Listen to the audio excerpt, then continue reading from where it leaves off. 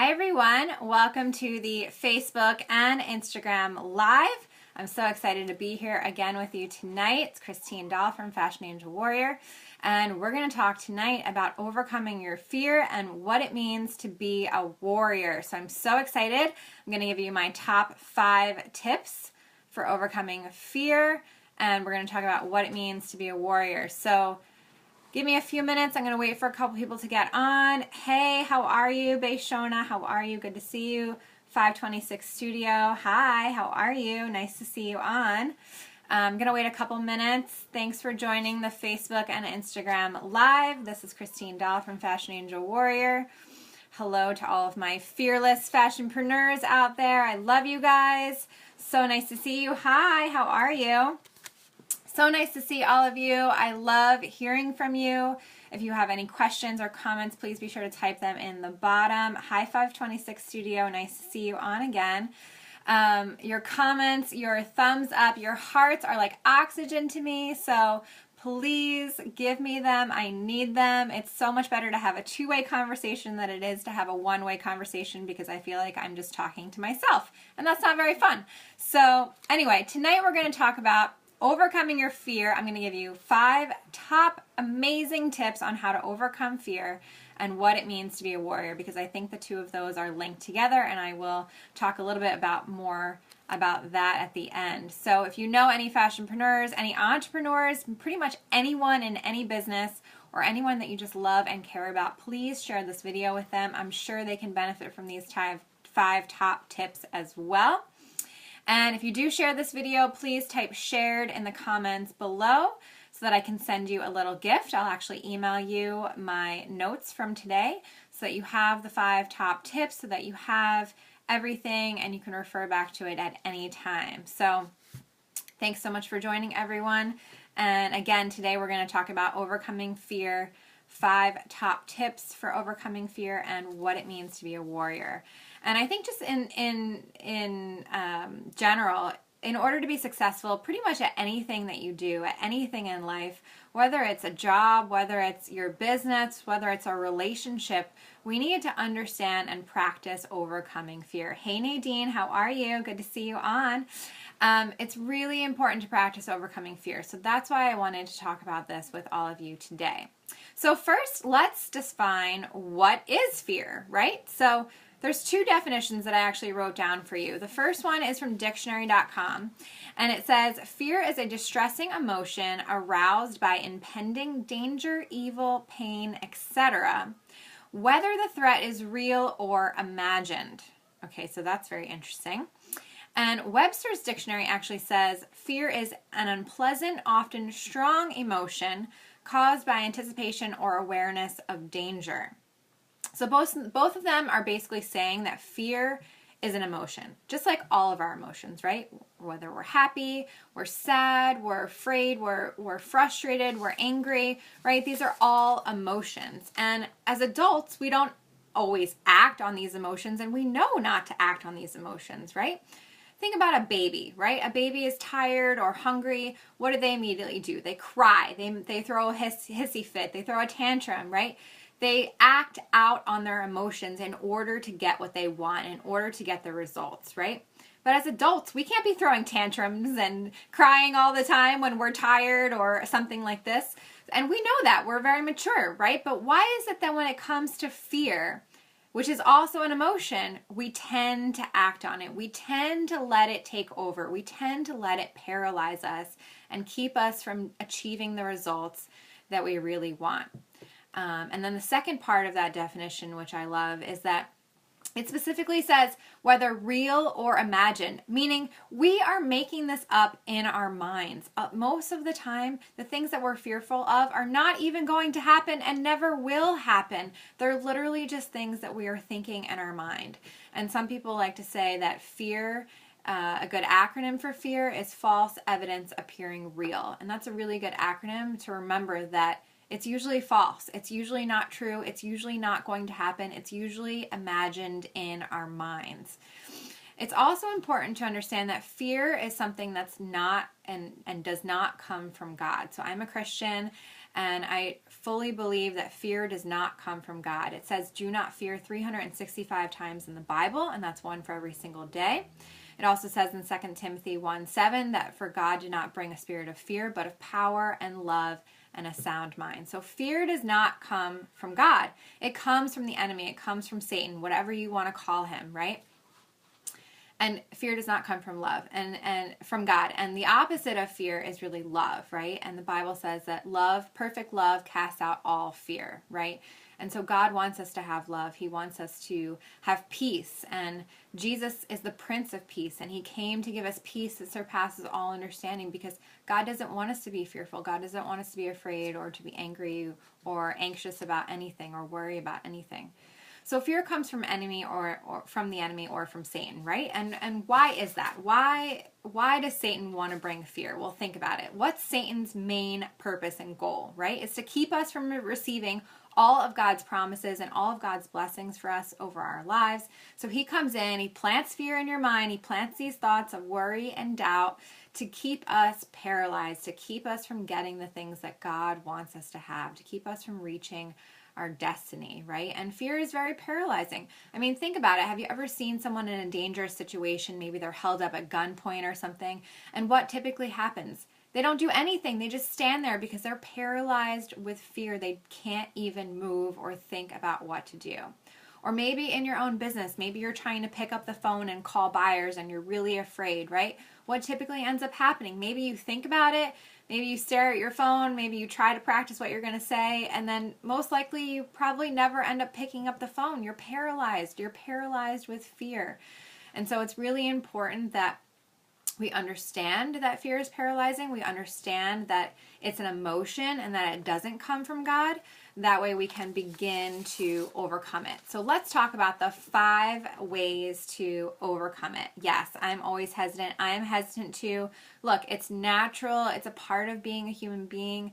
It's important to just understand what it is and where it comes from and then how we can overcome it. So once we know that fear is an emotion, once we know that this does come from the enemy, it does not come from God, all we have to do, right, and that it all starts with a thought, right? The enemy is planting thoughts in our minds. All we have to do is change our thoughts, right? Well, it's not always that easy, right? Easier said than done to just change your thoughts, right? So also understand that most people, in order to get results, follow a similar formula. So the formula, and you've probably heard this before, is that your thoughts lead to your feelings, which lead to your actions, which equal your results. So I'll say it again. Thoughts lead to feelings, which lead to actions, which eventually equal your results. Hey, Kate, how are you? Nice to see you on.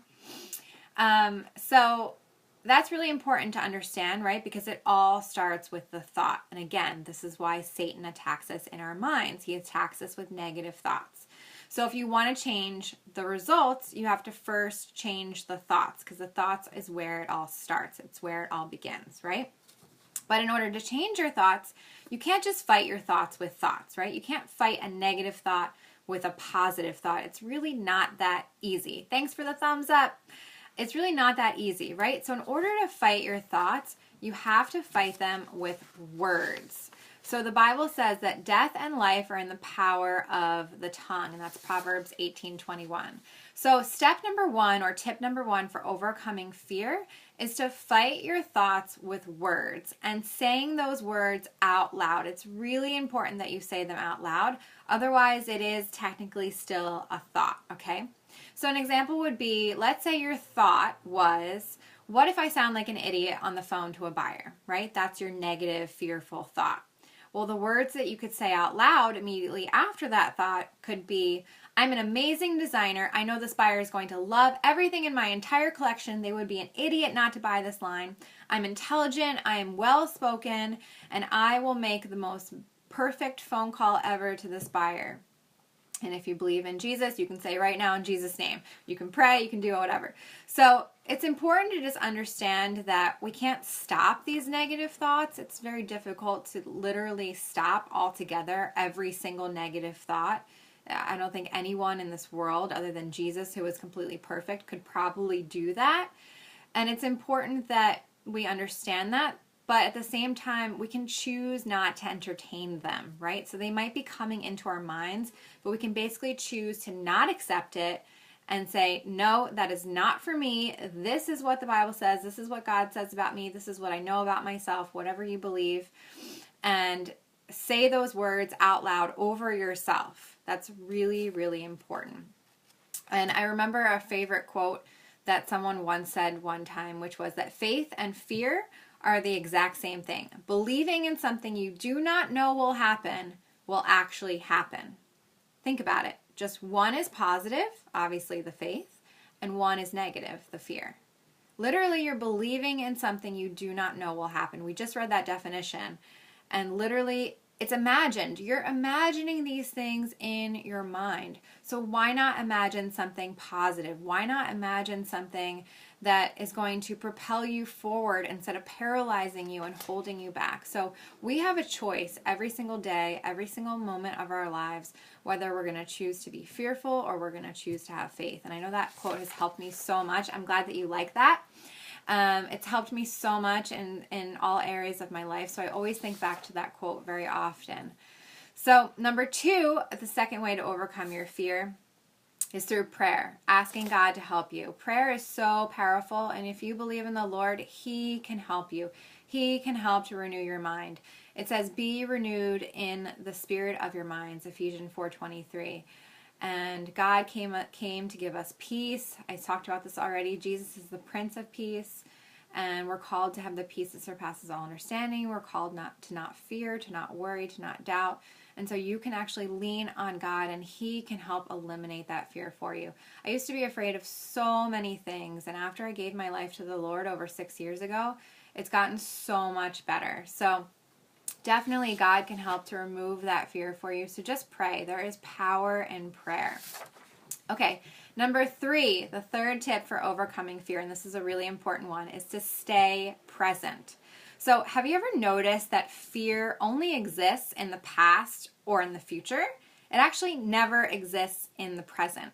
So think about what fear or what your fearful thoughts usually are telling you, right? They're usually telling you things like, well, think about the last time you did that, or look at what happened the last time you tried that, right? And that's more focused on the past. Or the flip side of that is they're usually saying to you, well, what if this happens? And what if that happens? And what if you trip and fall and someone sees you fall and your heel gets stuck in the crate, or, you know, whatever the case may be, right? So the what ifs. And the what ifs are always future. It's always what if this will happen in the future, right? So those are typically the 2 types of fearful thoughts that come into your mind. There's usually never any fearful present thought. So if you can actually quiet your mind and stay in the present, not think about the past, not think about the future, but just keep your focus on right here and right now, you can actually overcome your fear. It's really powerful. Now you might be asking, well, how do I stay in the present? So one little trick that I actually do sometimes, and one way that you can overcome this and kind of stay in the present, is to literally acknowledge the fact that you're having this negative thought, and you can come up with some kind of cute saying or some kind of, physical thing that you do with your body. For me, I like to basically say, thanks for sharing, or thank you for sharing. So let's say a negative thought comes into my mind. Oh, Christine, you're not prepared for this Facebook Live video or whatever. I'll be like, okay, thanks for sharing, but that's not what God says about me, or that's not what I know, and I know I'm prepared, and I know what to say, and, so on and so forth. You can then replace it with the positive affirmations and the positive words that you're saying out loud, right? So a lot of this goes hand in hand, speaking out loud, prayer, staying present, a lot of it goes hand in hand, and you'll use all of them together. But this is just one way that you can stay in the present, by literally acknowledging that the thought has come in, because you're almost kind of like putting it down by saying that. You're almost kind of like making fun of it or joking about it. You're kind of saying like, okay, what do you know? I know much better, so thanks for sharing. See you later, buddy. And you can even do, like, I know people that go like this, like they feel like they have one person on the side of their shoulder talking and another person, like the bad and the good. You can be like, psh, forget you, or whatever. You can come up with some kind of cute saying or some little motion that you make with your hands as a kind of practice or getting used to the fact that, okay, you're staying present, you're acknowledging what's going on, and you're refusing to believe it. Another way that you can stay present is literally to remain grounded. And what do I mean by that? So literally planting both of your feet on the ground at the same time, and then breathing very deeply, remembering to breathe, that's very important, and then also speaking very slowly. So maybe you're in a meeting, maybe, I know I do this with client calls a lot of the times. If I'm sitting down, I literally won't cross my legs. I'll make sure that both of my feet are literally planted firmly on the ground. If I'm standing, I'll make sure I'm not leaning to one side or the other. I'll make sure that both of my feet are firmly planted on the ground. And it really helps you to stay calm, to stay present, to be aware of what's going on. By speaking slowly, it actually helps to de-stress you. By breathing, you're getting oxygen into your brain, okay, so you're not going to have a panic attack or something happen. So these are all really good things to help you stay in the present and stay grounded. And if you've ever seen the TED Talk on power stances, I'll put a link to it in the comments on Facebook, but it's really powerful. And Amy Cuddy, she does a really good job because she explains these power stances, and they've done studies on how people who go in for interviews and do like a power stance before they go into the interview, so something like the victory V with their hands, or even like putting their hands on their waist, like kind of like the superhero pose, as opposed to like being the person that's like hunched over, like on your phone, like checking your text messages before you go into an interview. It literally has an impact on whether or not you end up getting the job, believe it or not. So all of this is kind of tied in, like being grounded, planting your feet on the ground, breathing deeply, power stances, right? So I'll post a link to that so you guys can watch the video because it's really, really powerful. Okay, fourth tip for overcoming fear. Stop worrying about what other people think of you. Who cares? It's ridiculous. Do other people pay your bills? Do other people take care of your children? No. So why would you let their thoughts about you affect your thoughts, which eventually affect your results, which eventually are going to affect the income that you're making and how you actually can provide for your family? Think about it. We just went over the fact that thoughts lead to feelings, lead to your actions, which equal your results. So if you're letting someone else's thoughts affect your feelings, you're literally saying you're letting them affect your actions and you're letting them decide the outcome of your results. That's ridiculous. Why would you ever give anyone power over your life like that, right? And actually, what others think about you actually has more to do about them than it does about you. Think about it. Have you ever heard someone talk about someone else? And it's usually them coming from a place of hurt, or coming from an experience that they had, or a bad experience that they had, or something that they don't like about that person. It usually doesn't come out of a place of love.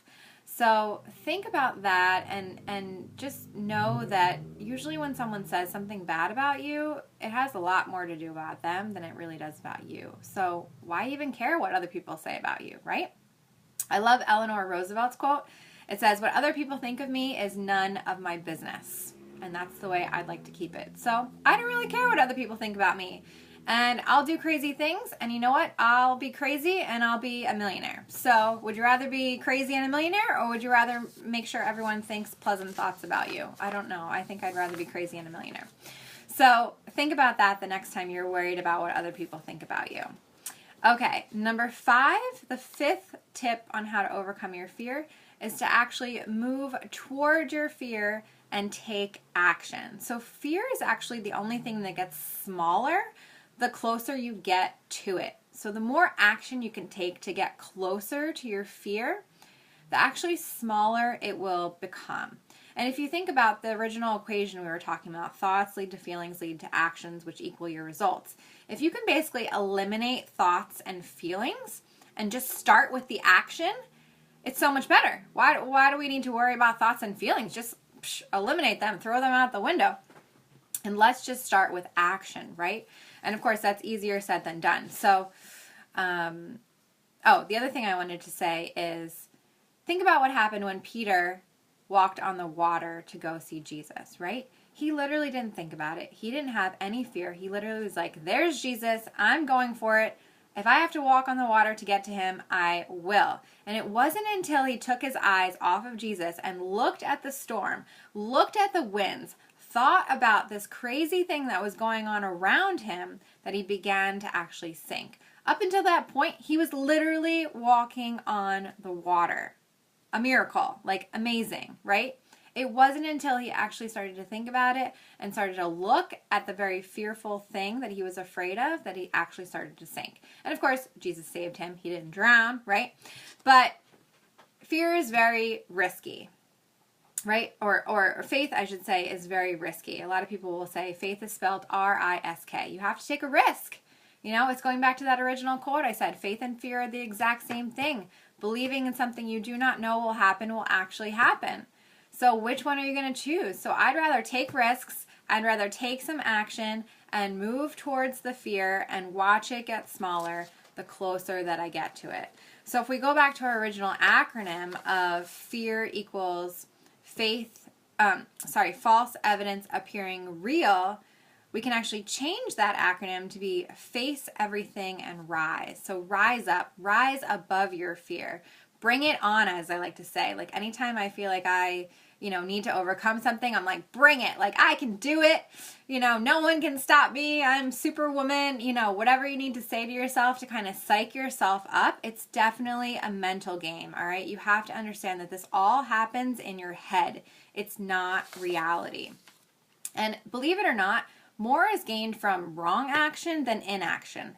So I'd rather take a bunch of wrong action and make a bunch of mistakes and do the wrong thing and not know what I'm doing, but still take action than just do nothing and be paralyzed with fear. And this is actually more in alignment with what warriors do. So warriors have a completely different process. Instead of the thoughts lead to feelings, lead to actions, which equal your results.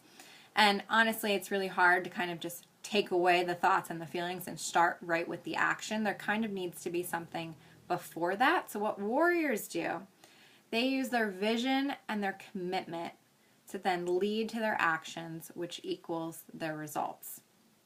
And so literally that's what they focus on. They focus on their vision. They have a strong vision, a strong purpose for why it is they're doing what they're doing. This is why I ask my clients all the time, why do you want to start a business? Why are you looking to be a fashion designer? It has to be bigger than just, oh, I love fashion, or I want to make women feel beautiful. There has to be a bigger reason. Your why has to be so strong that it makes you cry. Otherwise, when the going gets tough, you won't stand a chance. You won't stay committed to your dreams. So pairing your vision with your commitment, having that discipline, being disciplined enough to know that you're making a commitment. Commitment means to do what you said you were going to do long after the feeling that you said it in has left you. Think about that. When you usually commit to something, it's because you're excited, you're energized, you think you can do it, and then when the going gets tough, you usually want to quit. But if you think about what that definition really means, it means doing what you said you would do, having the integrity, being strong with your word and being full of integrity and saying that I don't care how I feel, I don't care what my feelings are, I'm still going to stay committed to what I said and what I said I was going to do, right? So having your vision, adding it to your commitment will then lead to your actions, which will then lead to your results. And this is what warriors do. So let's talk about it for a minute, what it means to be a warrior. So you'll often hear me say that in order to be in this fashion industry, you have to be a warrior. But what does that mean? So back in 2012, I actually went on this amazing Enlightened Warrior Camp. It was a week-long training camp that I went to in British Columbia. It was beautiful up in Canada and just in the mountains. We literally camped outside. We did have bathrooms and showers, okay? But it was intense. It was probably the most intense thing I've ever done in my entire life. We were challenged and stretched physically, mentally, spiritually, emotionally. I cried, I fought, I had to do all of these difficult things and challenges, and I made some amazing friends, some friends that I'm still friends with today. And it was just an awesome, awesome experiences. And while it was one of the hardest things I've ever had to do, it was one of the most impactful, life-changing things I've ever done. So if anyone's ever interested, I do highly recommend the Warrior Training Camp. It's held by Peak Potentials, and they usually do it, I believe, in August of every year. If you have any questions, just let me know about it. But anyway, at this training camp, we learned a lot pretty much every single day we talked about how to overcome your fear. And then we literally had to overcome a lot of our fears. So we had daily activities and tasks that we had to do that would challenge us. And pretty much every day it was guaranteed that you might cry or break down or something traumatic might happen because you're literally facing every fear, almost every fear. We don't do crazy things like eat spiders and stuff, but it's not a fear factor. But something that is very fearful for you, right? So a good example would be if someone had a fear of heights. One day we literally had to climb trees and do these like rope climbing exercises and get on tight ropes and all this sort of thing, right? So there was somebody in the group that literally had a fear of heights, and he had to overcome that fear like right then and right there. It was like do or die moment, like you have to do it. So this is where I became obsessed with warriors and overcoming fear and just studying warriors a little bit more. So I started to study samurai warriors, and specifically samurai warriors, they kind of hold honor above everything else. They show great loyalty and vigor and courage and bravery, and they're very selfless, and they have so much courage. I mean, if you think about what courage really is, courage isn't having no fear, because if you literally had no fear, then you can't really consider yourself courageous or brave, in my opinion. So in order to really be courageous, you have to have the fear. You have to feel the fear and do it anyway. Courage does not exist without fear. So it's not having no fear. I don't like it when people say no fear, because that's like practically impossible to not have any fear. It's about feeling the fear and doing it anyway.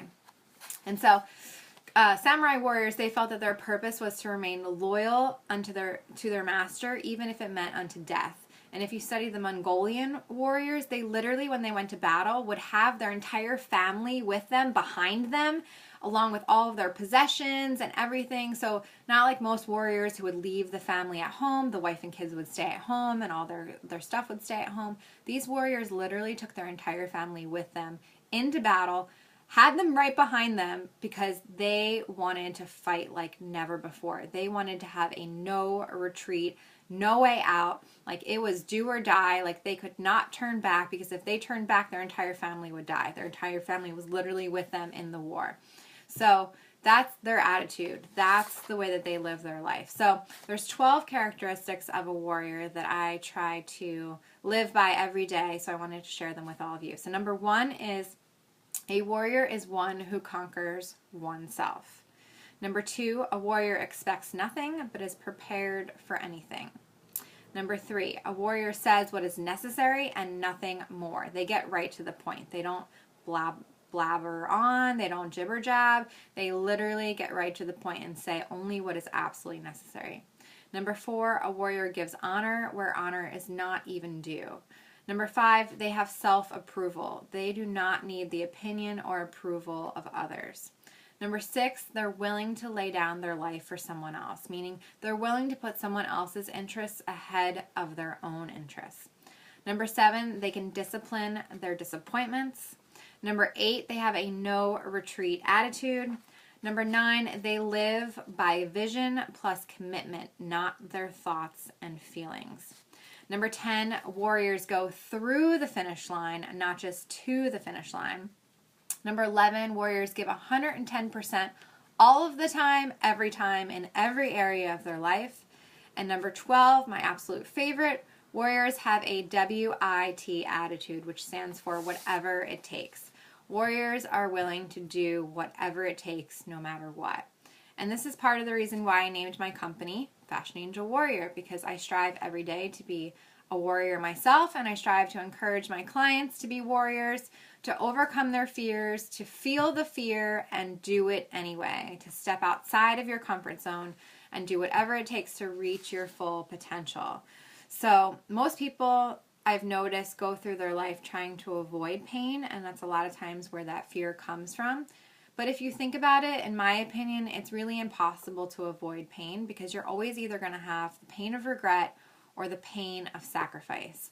And it's your choice to make. But for me, I'd rather have the pain of sacrifice any day. I'd rather know that I'm doing whatever it takes, that I'm putting in the work, that I have my vision, that I have my commitment, that I'm doing whatever it takes, that I'm feeling the fear and doing it anyway, and have that pain of just sacrificing time, sacrificing my life, sacrificing energy and things I could be doing something else or spending time with my family necessarily in order to achieve the dreams and the goals and the things that God has for you in this life. And so it's only when you can become a warrior that you can face your fears, that you can overcome them, and you can do it anyway. So I hope you guys enjoyed this Facebook Live. I hope you guys got a lot out of it. Please make sure to share this video. Type shared at the bottom, and I will be sure to send you my notes from today's video so that you have everything, so that you have the 12 characteristics of a warrior, so that you have the 5 tips for overcoming fear. Definitely start to implement these things. Thank you so much, Fashionista. I want to hear from you guys. Implement these things and let me know how it works out. Let me know if you're struggling with something, you have a lot of fear, you don't know what to do. You can't actually share it on Instagram, so what you have to do is go over to the Facebook group, The Fearless Fashionpreneur, and share it through there. So sorry guys, on Instagram you can't actually share it on here. Oh, thank you so much. I'm glad that you got so much out of today. For those of you who are on Instagram, this video will be deleted at the end of the presentation, but just be sure that you head on over to the Fearless Fashionpreneur group, join the group, and you'll be able to watch the entire video there. So anyone that maybe has just joined, be sure to go over to the Facebook group, The Fearless Fashionpreneur, and join the group there. I'll actually put it in the comments so you guys have it. Fearless Fashionpreneur group on Facebook to see the video. And you can watch all of our Facebook Lives there. They will always be there. Thank you guys for watching. Be sure to tune in next Tuesday. Every Tuesday we're here live on Facebook and on Instagram, 7 p.m. Eastern Standard Time. Next week we're going to do a Q&A. I'm so excited. We're doing the Fashion District Manufacturing Tour again. It always sells out, so if you have any questions, people have been asking me a lot of questions, be sure to tune in next Tuesday, 7 p.m. We'll do a little Q&A about the fashion tour. And then in 2 weeks, we're going to have another special guest interview. Can't wait to tell you guys who we're going to be interviewing this time. So stay tuned for that, and I hope everyone has a great night. Thank you all for sharing. Thanks for your comments. I love you guys. Have a great night, and I'll talk to you soon. Bye.